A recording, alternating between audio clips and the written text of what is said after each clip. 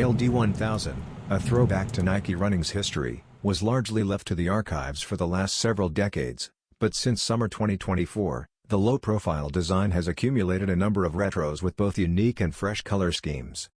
The crisp soft pearl and light bone Nike LD-1000 has surfaced ahead of the seasonal shift.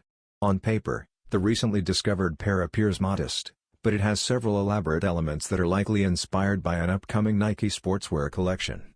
The profiles are lined with jacquard panels and include premium suede at the toe, down the tongue, and via-profile swooshes. Similar to the motifs on the tongue label and insole, the decorative lace attachments appear to be from pre-Columbian periods.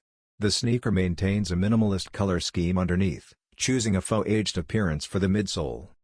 Get a first peek at the women's LD-1000. Nike.com should carry the pairs throughout the fall.